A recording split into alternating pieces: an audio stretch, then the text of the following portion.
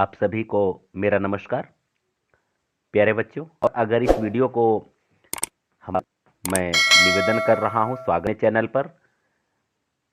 शिवा शौर्य बहुत ही ओज प्रदान करने वाले पौष कविता के माध्यम से भूषण जी ने किया है।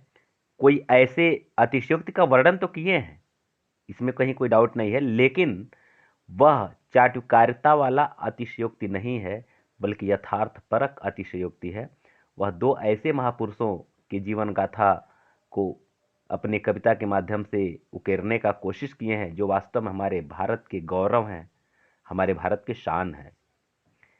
तो आज हम लोग उन्हीं के शिवाजी के शौर्य के बारे में जानेंगे शिवा शौर्य के माध्यम से। और अगर आप मेरे चैनल पर नए हैं, कंप्लीट वीडियो प्राप्त करना चाहते हैं, गद्य पद्य संस्कृत व्याकरण सब कुछ, तो आप इस चैनल को सब्सक्राइब कर लीजिए। और हमारे जो पुराने साथी हैं, मेरे पुराने बच्चे हैं, वो तो जानते ही हैं कि यहाँ से जो कुछ मिल रहा है वो बिल्कुल अलग हट करके मिलेगा, और जो अर्थ आपको यहाँ से मिलेगा बिल्कुल एकदम व्यवहारिक भाषा में मिलेगा। ठीक है ना। आइए, लाइक और शेयर भी आप लोग कर लीजिएगा, बस इतना ही एक रिक्वेस्ट है। साज चतुरंग सैन्य अंग में उमंग धारी सरजा, शिवाजी जंग जीतन चलत है। भूषण भनत नाद बिहद नगारन के, नदी नद मद गैवरन के रलत है। ऐल फैल खैल भैल खलक में गैल गैल, गजन के ठैल फैल सैल उलसत है। तारा सो तरन धूर धारा में, लगत जिमी थारा पर पारा पारावारा यो रलत है हलत है। अर्थ देखिए, इसमें शिवाजी का जब सेना युद्ध के लिए प्रस्थान कर रही है, उसी समय का वर्णन करते हुए महाकवि भूषण जी कहते हैं कि साज चतुरंग, ठीक है ना, सैन्य अंग में उमंग भरी, कि महाराजा शिवाजी की चतुरंगड़ी सेना, चतुरंग माने चतुरंगड़ी और सैन्य माने सेना। चतुरंगड़ी माने जिसमें होता है हाथी, घोड़ा, पैदल, घुड़सवार, ये चारों सेनाओं को मिलकर के चतुरंगड़ी सेना कहा जाता है। तो साज चतुरंग सैन माने शिवाजी अपनी चतुरंगड़ी सेना को साज करके, अंग में उमंग धार, अंग में उमंग मतलब अपने शरीर में उमंग धारण करके, सरजा माने होता है महाराज, शिवाजी माने शिवाजी, जंग जीतन चलत है, जंग जीतने के लिए चल दिए हैं। क्लियर हुआ ना। कह रहे हैं कि सरजा शिवाजी माने महाराज शिवाजी अपनी चतुरंगड़ी सेना को सजाकर, अपने अंगों में उमंग धारण करके, माने पूरे उमंग के साथ जंग जीतने के लिए, युद्ध जीतने के लिए चल दिए हैं। क्लियर हुआ। चलिए आगे देखिए। भूषण भनत नाद बिहद नगारन के, नदी नद मद गैबरन के रलत है। अब इसका अर्थ देखिए एक एक, तब आपके समझ में आएगा। देखिए, भूषण तो भूषण अपना नाम दे दिए हैं। भनत मन होता है कहना, कहते हैं, भनत माने होता है कहते हैं। कान भनना, भनना लोग कहते नहीं, कहते हैं करे भनता भनता, भनता ओके भनतिया, ऐसे बोलते हैं ना, वही चीज भनना माने कहना। ठीक है ना। नाद मन होता है आवाज, बिहद माने होता है बृहद विशालकाय, नगारा माने नगारा, माने विशालकाय नगारों की आवाज सुन करके। अब भूषण जी भनत माने भूषण जी कहते हैं, नदी नद, नदी माने नदी जानते हैं, नद माने होता है बड़ी नदी है, जिसको समुद्र का भी एक पर्यायवाची भी कहा जाता है, कि नदी और समुद्र। मद माने होता है मद, मद माने मवाद जिसे होता है, यहाँ तात्पर्य उससे है। और गैबरन माने होता है हाथी। और रलत, रलत माने होता है ये बाढ़ की, मतलब बाढ़ इसको कहते हैं, बाढ़ के समान जो उमड़ता है नदी की धारा, जल की धारा, उसको कहते हैं। अब भाव पहले समझिएगा। हाथियों के, गैबरन माने हाथी, हाथी के कान से एक तरल पदार्थ मद, एक तरल पदार्थ हमेशा निकलता रहता है, जिस पर भंवरे मक्खियां मतलब उस पर बैठते हैं। ठीक है ना। तो इसी तरह साला कई जानवरों के कान में भी आप देखें तो ऐसा कुछ तरल पदार्थ निकलता है, लेकिन हाथियों से कुछ ज्यादा निकलता है। यहाँ वही बात बता रहे हैं। तो कहते हैं कि नगारों के, बृहद नगारों की आवाज, नाद माने आवाज से, ये हाथियों के कान से जो मद निकलता है वह नदी या समुद्र के तरह से, नदी या समुद्र की बाढ़ के तरह से उसमें से निकल रलत है, माने बाढ़ के तरह से निकल रहा है। भूषण जी कहते, माने भूषण जी कहते हैं कि हाथियों के कान से जो मद निकलता है वह बृहद नगारे की आवाज को सुन करके नदी और नद, बड़ी नदी, नदी और नद माने नदी और समुद्र के बाढ़ की तरह से उसमें से निकल रहा वो मद। क्लियर हो गया? आगे देखिए, आगे देखिए, आयल फाइल खाइल भाइल खलक में गैल गैल। ठीक है ना? अब देखिए, आयल फाइल खाइल भैल, इसका अर्थ देखिए। आयल फाइल का मतलब होता है इधर उधर। ठीक है ना? खायल भैल मन खलबली हो गई। खलक मन होता है संसार। क्या होता है खलक मने? संसार। ठीक है ना? और गैल गैल मने गली गली, गली गली, गैल गैल मने गली गली, प्रत्येक गली में। इसका अर्थ देखिएगा, गजन की ठैल फाइल सैल उलसत है। यह कह रहे हैं कि समस्त पृथ्वी पर चारों तरफ पूरे संसार में आयल फाइल माने इधर उधर, खलबली मच गई, गैल गैल माने गली गली में, संसार में हर गली गली में चारों तरफ इधर उधर खलबली मच गई जब शिवाजी की सेना युद्ध के लिए प्रस्थान करने लगी, या युद्ध के लिए जब प्रस्थान की तो संसार में हर तरफ खलबली मच गई, हर गली गली में खलबली मच गई, चारों तरफ खलबली मच गई। और आगे कहते हैं गजन की ठैल फैल। गज, ठैल फैल का मतलब होता है कि ठेलम ठेल, जिस धक्का मुक्की जिसको हम कहते हैं। तो हाथी, गजन माने होता है हाथी, हाथी के धक्का मुक्की से, हाथी के धक्का मुक्की से शैल उलसत है। शैल मतलब पर्वत, पर्वत उलसत माने उखड़ जाता है। बात समझिए कितने अतिशयोक्ति का वर्णन किए हैं कि यह हाथियों की धक्का मुक्की से पहाड़ के पहाड़ उलस जा रहे हैं, पहाड़ के पहाड़ जो कि ढह जा रहे हैं, गिर जा रहे हैं। ठीक है? आगे देखिए, तारा सो तरन धूरी धारा, ये रॉ है, ये रॉ है, धूरी धारा में लगत जिम। कह रहे हैं तारा सो तरन धूर धारा में लगत जिम, थारा पर पारा पारावार यूं हलत है। देखिए, तारा सो तरन, तरन में होता है सूर्य, तरन में क्या होता है? सूर्य। ठीक? तारा माने तारा, और धूल धारा मन होता है धूल का समूह, धूल की धारा, धूल की धारा था धूल का समूह। लगत जिम, ऐसा लगता है जैसे।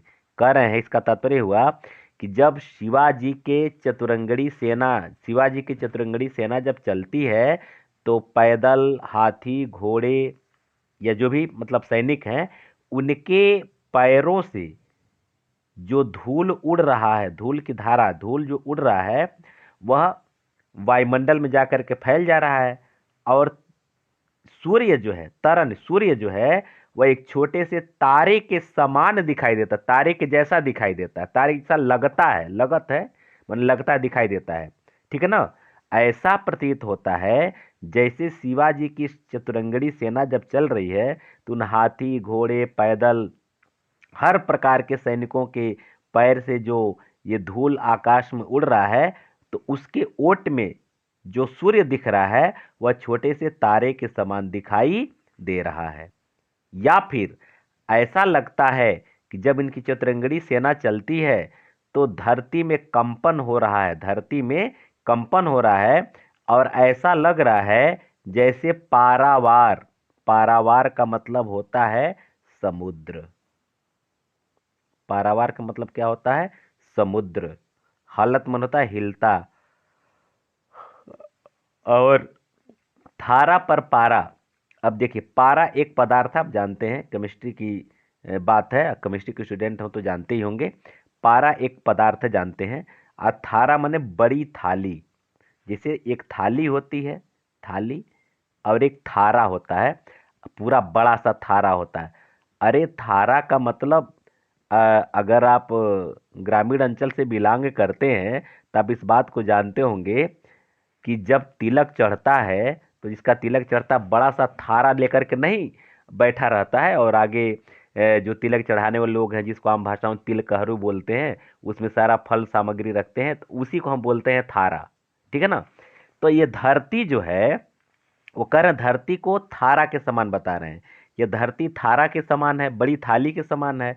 और समुद्र जो है वह पारा, जिसे जिसे थाली में पारा रखा गया हो, और समुद्र इस तरह से हिल रहा है, धीरे धीरे धीरे धीरे। जैसे मान लीजिए कि अगर कोई थाली है, उसमें अगर पानी रख दिया, धीरे धीरे हिलाया जाए, हल्का हल्का उसमें कंपन आएगा ना। वही बात बता रहे हैं कि जब शिवाजी की चतुरंगड़ी सेना चल रही है, तो इन सेना के कंपन से समुद्र हिल रहा है। समुद्र का जल क्या हो रहा है, धीरे धीरे हिल रहा है, और ऐसा लग रहा है किसी बड़े थाली में, माने पृथ्वी को बड़ी थाली बता रहे हैं कि जैसे लग किसी बड़े थाली में पारा को रख दिया जाए और उसको हिलाया जाए, उसी तरह से समुद्र का जल जो है कि धीरे धीरे हिल रहा है। अतिशयोक्ति का वर्णन है, जगह जगह अतिशयोक्ति अलंकार है। कहीं कोई दिक्कत नहीं ना है? अगर कहीं कोई दिक्कत हो तो प्लीज आप कमेंट करके हमसे पूछ लीजिएगा, ठीक है ना। संकोच मत कीजिएगा, हर एक कमेंट का जवाब मैं देता हूं। देखिए, बाने फहराने घहराने घंटा गजन के, नाही ठहराने राव राने देश देश के, नग भहराने ग्राम नगर पराने सुनी, बाजत निशाने शिवराजजू नरे कुंभ कुंजर के बात। बाने फहराने, बाने मन होता है झंडा। बाने मन क्या होता है, झंडा। फहराने मने फहरता है, घहराने मने होता है बजना, और घंटा मने घंटा, गजन के मने हाथी के। हाथी के गले में जो घंटा लटका हुआ है वह घंटा बज रहा है, और शिवाजी का जो निशानी, जो उनका झंडा है, वह झंडा क्या हो रहा है, हर हाथियों के पीठ पर लहरा रहा है। ठीक है ना। हाथियों का घंटा, उसके गले में घंटा जो है वो बज रहा है, और शिवाजी का जो निशानी है, जो झंडा, जो उनका विजय का प्रतीक चिन्ह है, वह झंडा जो है, जैसा कि सैनिक जब चलते हैं तो आप देखते होंगे हाथियों के ऊपर या घोड़ों के रथ के ऊपर एक उस राजा का या उस राज्य का प्रतीक चिन्ह जो झंडा होता है वह फहराता रहता है। वही बात यहाँ बता रहे हैं कि उनके हाथियों के पीठ पर झंडा जो है कि फहरा रहा है। नाही ठहराने, राव राने देश देश के। राव राने मन होता है राजा, राजा देश देश के। नाही ठहराने, नहीं ठहर रहे हैं। करे जब शिवाजी का सेना जब सज करके चलता है, और जब उनके हाथियों का घंटा बजना शुरू हो जाता है, और उनका जो निशान है, जो झंडा फहराने लगता है, तो देश देश के राजा, देश देश के माने हर एक देश के राजा जो है अपना राज्य छोड़ करके पलायित हो जाते हैं, भाग जाते हैं, और वह उनके सामने ठहरते नहीं, उनके सामने टिक नहीं सकते हैं। आगे देखिए, नग भहराने ग्राम नगर पराने सुनि, बाजत निशाने शिवराजू नरेश की। जब शिवराजू नरेश माने महाराज, नरेश माने राजा, जब महाराज शिवाजी का निशाना बजता है, निशान बजना मतलब क्या, नगाड़ा बजना। नगाड़ा बजने का मतलब ये होता है कि अब इनकी युद्ध की ललकार निकल चुकी है, इनकी चतुरंगड़ी सेना चल दी है। क्लियर हुआ ना। तो जब महाराज शिवाजी के नगाड़े जब बजते हैं, जो उनके युद्ध के निशान है, तो नग भहराने, तो उस नगाड़े की आवाज से, नग मन होता है पर्वत। नग मन क्या होता है, पर्वत। नग जो है भहराने मने गिरने लगते हैं। भहराना तो आप जानते हैं ग्रामीण अंचल का शब्द है। कहते हैं कि अरे तुम काहे बहरा गए जी, तुम काहे बहरा गए, वो तो बहरा रहा है जी, ऐसे बोलते हैं ना। तो नग बहराने, तो पहाड़ जो है कि गिरना शुरू हो जाते हैं। नगर और ग्राम के लोग पराने माने परान पलायित हो जाते हैं, भाग जाते हैं, पराने भागना। नगर और गांव के लोग भाग जाते हैं, और पहाड़ जो है कि भर भरा करके गिरने लगते हैं जब शिवाजी नरेश का निशाना यानी नगाड़ा बजता है। ठीक है ना। जब महाराज शिवाजी का नगाड़ा, युद्ध का नगाड़ा जब बजता है, तो पर्वत गिरने लगते हैं, और लोग गांव और नगर छोड़ करके भाग जाते हैं। आगे देखिए, हाथिन के हौदा उकसाने कुंभ कुंजर के भवन को भजाने अली छूटे लटके इसके। इसमें वर्णन किए हैं कि हाथी हौदा जो होता है, हौदा जो हाथी के पीठ पर, ठीक है ना, हाथी के पीठ पर एक विशेष किस्म का वो जो है कि वो होता है, जो बैठने के लिए, राजाओं को बैठने के लिए होता है ना, यहाँ राजा बैठे रहते ऊपर, यहाँ यहाँ झंडा लगा रहता है। तो ये इसी को हम बोलते हैं हौदा, हाथी के जो पीठ पर होता है। तो हाथी का जो हौदा होता है, हाथियों के तेज गति से चलने से उकसाने मने वहां से उठ करके, कुंभ मन होता है गर्दन या गला, कुंभ मन होता है गर्दन, वह कुंजर मने होता है हाथी, मने हाथी के गले तक आ जाते हैं, मने वह पीछे से सरक करके उसके गर्दन में आकर के गर्दन तक आ जाते हैं। हाथियों के सिर पर बंधा हुआ हौदा जो है, उनके तेज गति से चलने से वहां से सरक करके वह हाथियों के गले तक आ जाते हैं। उसके बाद क्या होता है, भवन को भजाने अली छूटे लटके इसके। तो अली मन होता है भंवरे, अली मन जानते हैं भंवरे, भवन मन होता है भवन यानी घर, भवन माने भवन यानी कि घर। तो ये जैसे ही हौदा हाथियों के गर्दन पर आता है, तो वो हौदा के आने से, जैसा कि इसके पहले आप जान चुके हैं कि हाथियों के कान से मद निकलता है और वहाँ भंवरे और मक्खी वगैरह बैठे रहते हैं, ठीक है ना। तो भंवरे जब जब वो हौदा आता है, तो भंवरे जो कि वहां से घबरा करके अपने घर की तरफ भाग जाते हैं, और ऐसा लगता है कि छूटे लटके इसके, कि कोई जो है अपने केस को लहराता हुआ, जैसे मान ली कि कोई किसी का केस है, अब पूरा एकदम लहर रहा है, पूरा एकदम काला घना केस है और हवा चल रहा है, पूरा एकदम लहर रहा है, ये काला काला है, ऐसे पूरा लहर रहा है, ठीक है ना।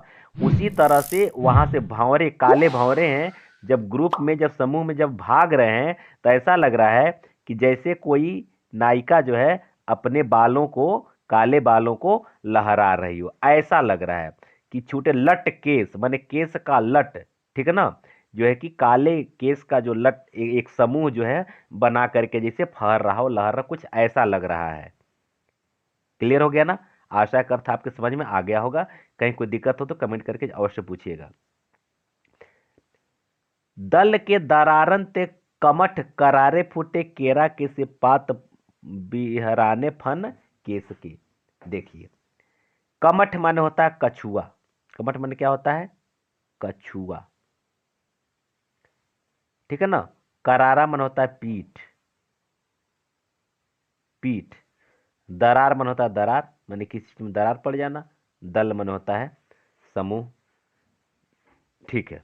अर्थ देखिए, दल के दरारन ते कमट करार, जब जब उनकी सेना के दल, जब उनकी सेना किसकी, महाराज शिवाजी की, जब महाराज शिवाजी की सेना जब चल रही है, तो कमठ माने कछुए के पीठ में दरार पड़ जाता है और वो फूट जाता है, दरार पड़ जाता है और वो कछुए का पीठ जो है कि क्या होता है, फूट जाता है। उनका कछुआ का जो पीठ है, दरार पड़ करके दो टुकड़े में बंट जाता है।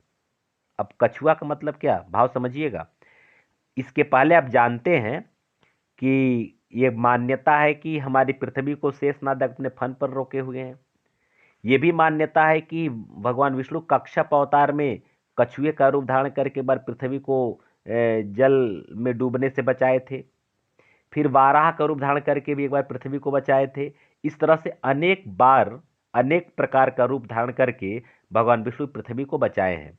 तो यही बता रहे हैं कि जो कछुए इस पृथ्वी को रोके हुए अपनी पीठ पर, तो कछुए की पीठ, शिवाजी की सेना जब चल रही है तो उसके पीठ में दरार आ जा रहा है और वो फूट जा रहे हैं, मतलब उसको, उसकी पीठ टूट जा रहे हैं। या फिर केरा के से पात बिहराने फन शेष के, या शेष नाग, शेष नाग जो अपने फन पर पृथ्वी को रोके हुए हैं, शिवाजी के सैनिक के चलने से, इनके बोझ से, इनके भार से उनका फन जो है केरा के से पात, केला के पत्ते के समान बिहराने मने फट गया है।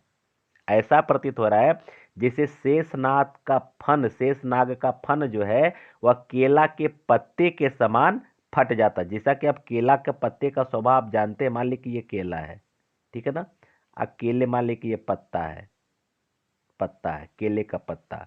तो जब आधे वगैरह चलता है तो आप देखते हैं इसे टुकड़े टुकड़े में नहीं फट जाता है, ऐसे फट जाता है, इधर भी टुकड़े टुकड़े में फट जाता है। वही बात बता रहे हैं, जब इसके बोझ से, यानी कि शिवाजी के सैनिकों के बोझ से शेषनाग का फन जो है इतनी भारी पृथ्वी को रोके हो, लेकिन उनके भार को भी जब रोकना पड़ रहा है तो शेषनाग का फन जो है केला के पत्ते के समान क्या हो जा रहा है, फट जा रहा है। क्लियर हुआ?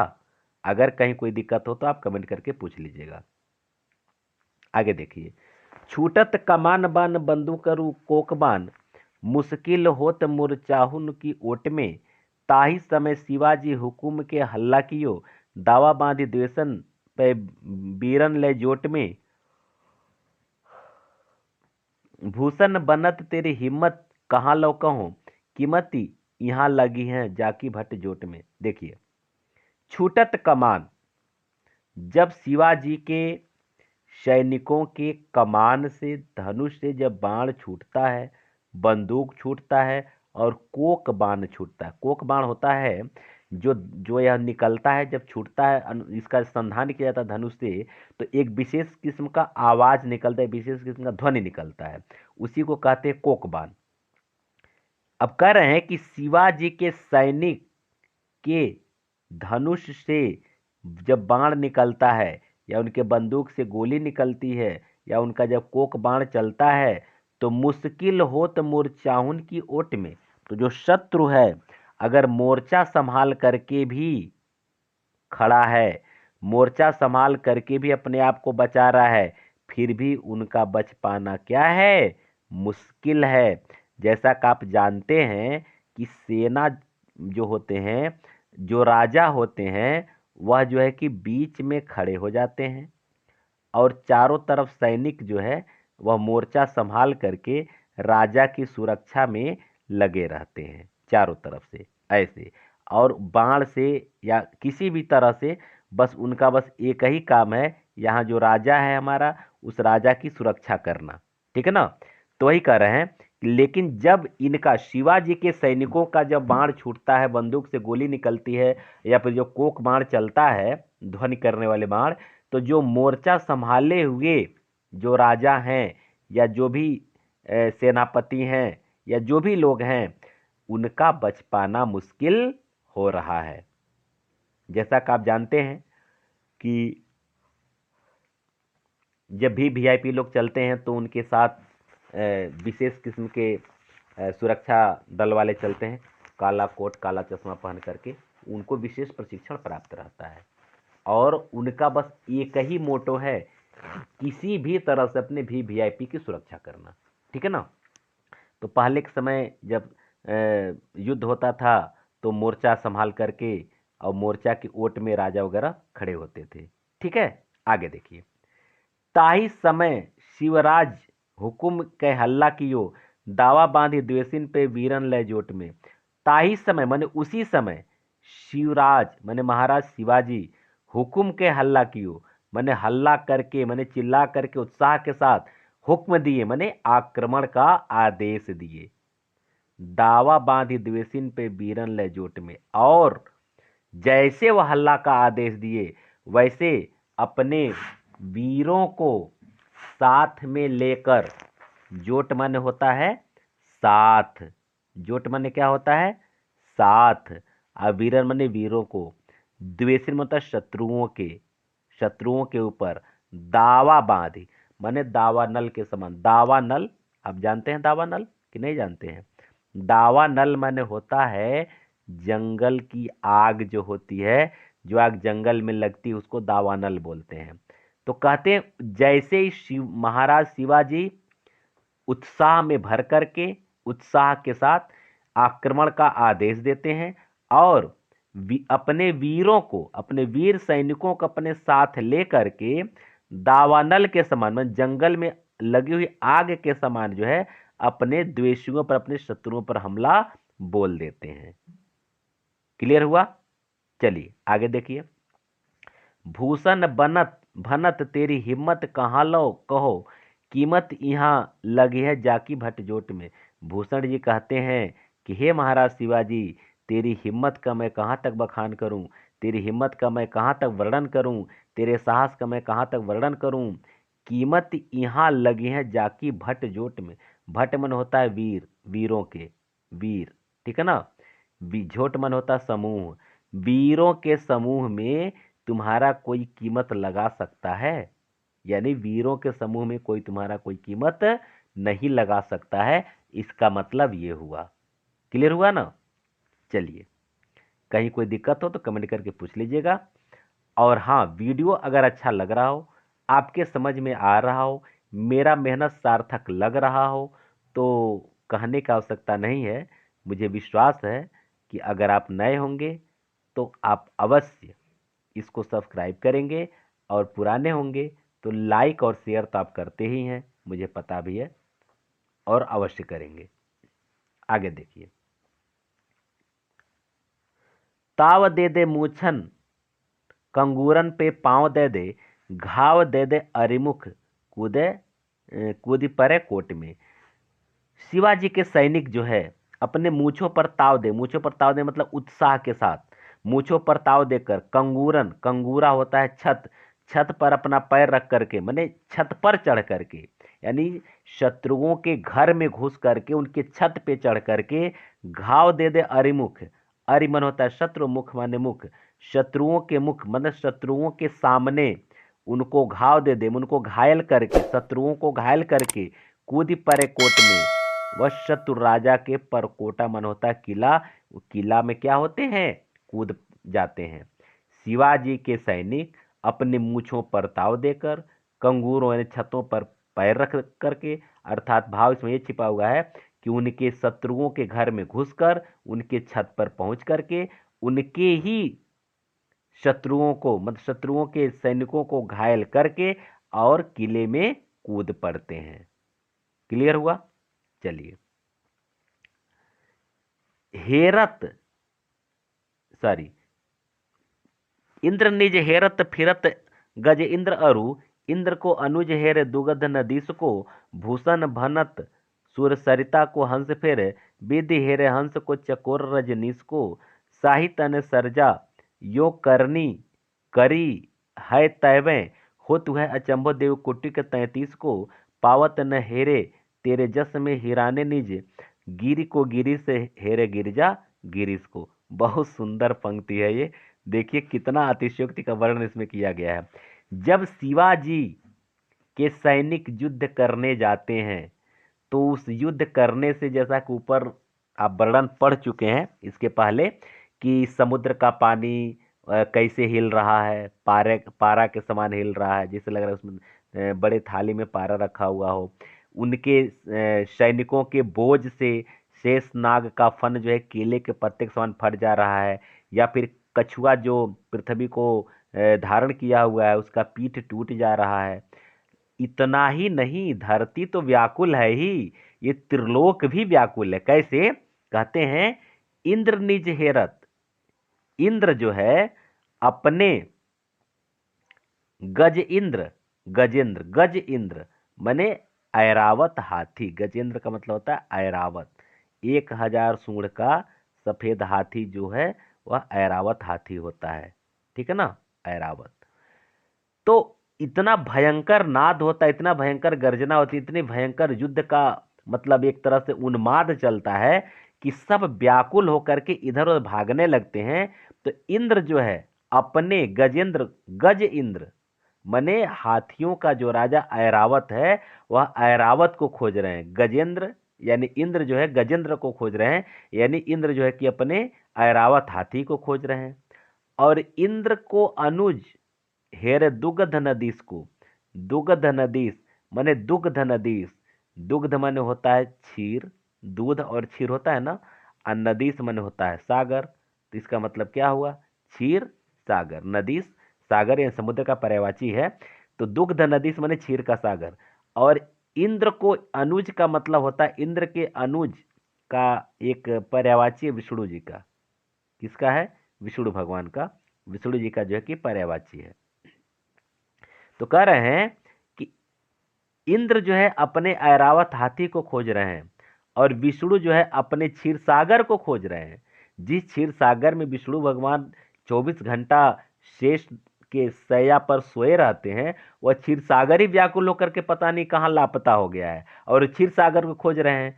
और ऐरावत हाथी पर जिस पर इंद्र हमेशा सवारी करते हैं, ऐरावत हाथी पता नहीं कहाँ उस भयंकर कोलाहल में, भयंकर उन्माद में, या भयंकर उस युद्ध से भयभीत होकर के सब पता नहीं कहाँ भाग गए हैं। भूषण भनत सुर सरिता को हंस हेरे, भूषण कहते हैं और सुर सरिता को हंस हेरे। हंस जो है अपनी सुर सरिता को खोज रहे हैं। देवताओं की नदी भी पता नहीं कहाँ भयभीत होकर के एक तरह से का निपत्ता हो जाना, गायब हो जाना, तो भयभीत होकर के पता नहीं कहाँ चली गई है। तो हंस जो है अपने सुर सरिता यानी देव नदी को खोज रहे हैं। अब विधि हेरे हंस को, विधाता जो है उनकी जो सवारी है हंस, अपने हंस को खोज रहे हैं। और चकोर रजनीश को, और चकोर पक्षी जो अपने चंद्रमा को खोज रहा है, क्योंकि रात में चकोर पक्षी हमेशा चंद्रमा के एक तक देखते रहता है, कोलाहल करता है, वही बात बता रहे हैं।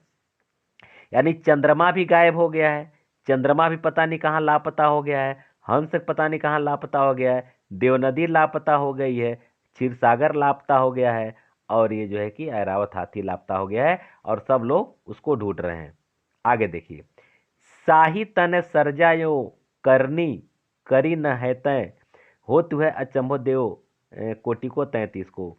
हे साही के तनय, साही के पुत्र महाराज शिवाजी, आपकी करनी इतनी महान है, आपका कर्म इतना महान, यो करनी करी है, जो आपने करनी की है, जो आपने कर्म किया, जो आपने काम किया है, उससे क्या होता हो तू है अचंभो, उसे देख करके 33 करोड़ देवताओं को, ऐसी मान्यता है हिंदू धर्म में कि 33 करोड़ देवता होते हैं, तो 33 करोड़ देवताओं को क्या होता है, अचंभा होता है। हे शाही के तनय, शाही के पुत्र महाराज शिवाजी, आपकी करनी को देख करके 33 करोड़ जो है, 33 करोड़ देवताओं को क्या हो रहा है, अचंभा हो रहा है। क्लियर हुआ? आगे देखिए, पावत न हेरे तेरे जस में हिराने नीच, करें तुम्हारे जश में, तुम्हारा यश इतना महान है, इतना विशाल, इतना बड़ा है कि तुम्हारे जश में सब इधर उधर हेरा गए हैं, सब इधर उधर गायब हो गए, सब इधर लापता हो गए हैं। अब कोई किसी को ढूंढ नहीं पा रहा है। पावत न हेरे, पा रहा है लेकिन कोई उसको मतलब मिल नहीं पा रहा। पावत पा नहीं रहा, हेरे मैंने खोजने पर भी उसको पा नहीं रहा है। और इतना ही नहीं, सबसे बड़ी विडंबना क्या है ये देखिए, कि गिरि को गिरीश हेरे, गिरीश अर्थात गिर पर निवास करने वाले भगवान शिव, शिव जो है अपने गिर यानी कैलाश पर्वत पर निवास करते हैं ना, तो अपने कैलाश पर्वत पर निवास करते हैं, और कैलाश पर्वत ही गायब है, वो अपने कैलाश पर्वत को ढूंढ रहे हैं। और गिरजा गिरीश को, और गिरजा समझते हैं पर्यायवाची किसका है, पार्वती जी का, तो माता पार्वती जो है अपने शिव जी को खोज रही हैं। यानी कि शिव जी अपने पर्वत को खोज रहे हैं, कैलाश को खोज रहे हैं, और गिरिजा यानी कि पार्वती जी अपने शिव जी को खोज रही हैं। तो देखिए यहाँ अतिशयोक्ति का तो भरमार है, और बहुत ही सुंदर अतिशयोक्ति का वर्णन यहाँ किया गया है। ठीक है ना? चलिए, अगर वीडियो अच्छा लग रहा हो तो लाइक शेयर सब्सक्राइब अवश्य कर लीजिएगा। प्रेतनी पिचासर हूँ निशाचर निशाचरी हूँ, मिली मिली आपस में गावत बधाई है, भैरो भूत प्रेत भूरी भूधर भयंकर से, जुथ जुथ जोगिनी जमात जोरी आई है, किलकी कै कौतूहल करती काली, डिम डिम डमरू दिगंबर बजाई है, शिवा पूछ शिव सो समाज आज कहाँ चली, काहू पे शिवा नरेश भ्रिकुटी चढ़ाई है। देखिए, प्रेतनी पिचासरु, प्रेतनी पिचास पिसाच, निशाचर और निशाचरी, मिल आपस में मिल करके गावत बधाई है, बधाई गा रहे हैं। प्रेतनी, पिशाच, निशाचर, निशाचरी सब आपस में मिल करके बधाई यानी खुशी के गीत गा रहे हैं। क्यों गा रहे हैं? क्योंकि जब शिवाजी जिस युद्ध में जाते हैं उसमें केवल बस मुंड ही मुंड गिरते हैं, केवल कंकाल ही कंकाल शेष बचते हैं, केवल लाश पर लाश ही गिरती है। तो जहां लाश गिरे, जहां लहू बहे, जहां सिर कटे, हाथ कटे, उस जगह को देख करके, उस श्मशान जैसे जगह को देख करके कौन प्रसन्न होगा?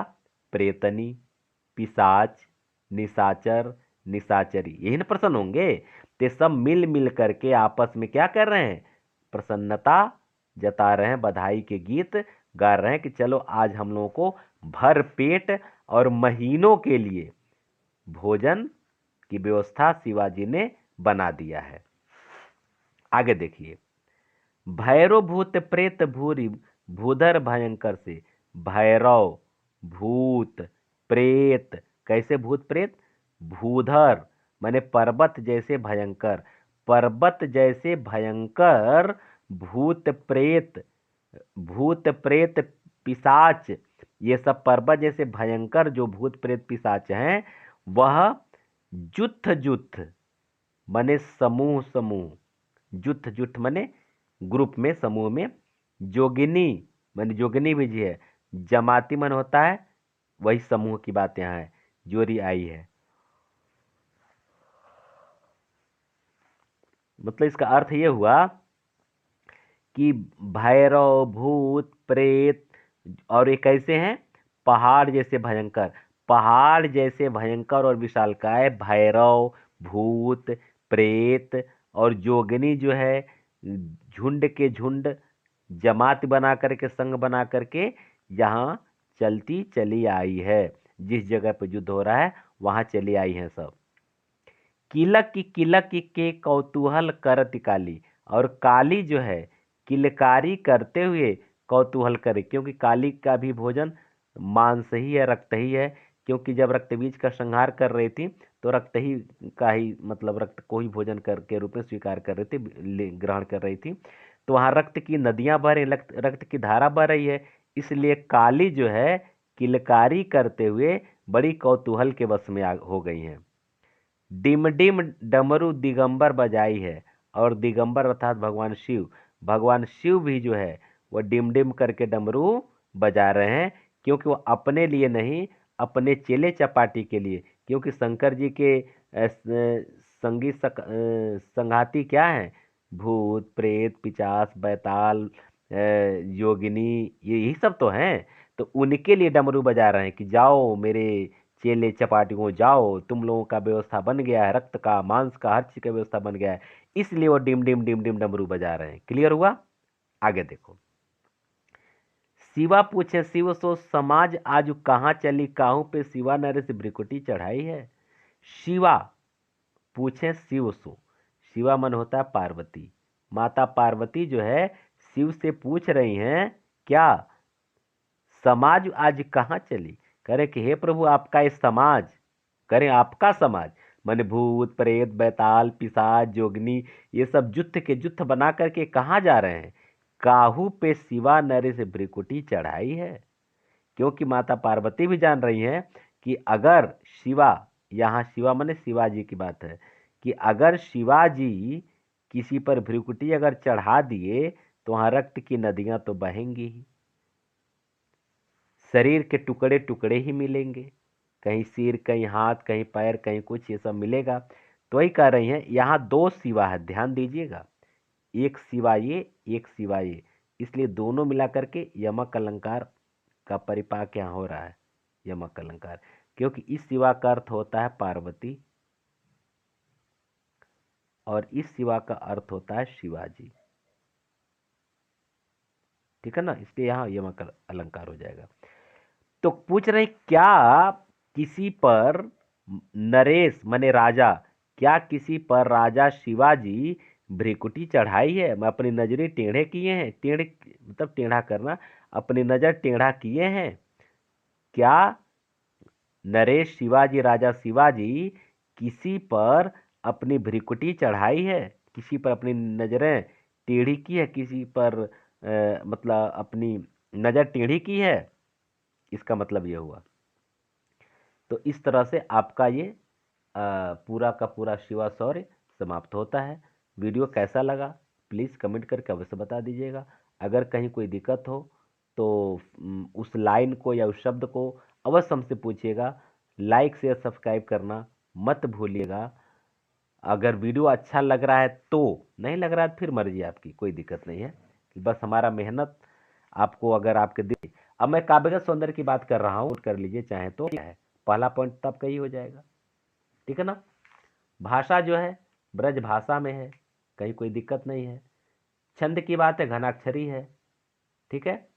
और उसके बाद से जहाँ भी आपको दिख रहा है, मैं ये अलंकारों का मैं जिक्र करता चला जा रहा हूँ, अलंकार को भी आप लिख लीजिएगा।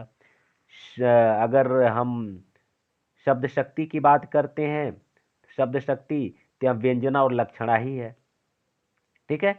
और अगर हम बात करें क्या नाम है रस का, तो वीर रस है। और गुण की बात करें तो यहाँ जो कि ओज गुण है, वीर साथ ओज गुण रहता है। तो ये सब आपका काव्यगत सौंदर्य हो जाएगा। तो इस तरह से आप इसको लिख लीजिएगा। अब मैं आप लोगों से इजाज़त चाहता हूँ, फिर हम लोग मिलते हैं अगले वीडियो में। अब तक आप लोग हमारे साथ बने रहे, इसके लिए आपको बहुत बहुत धन्यवाद।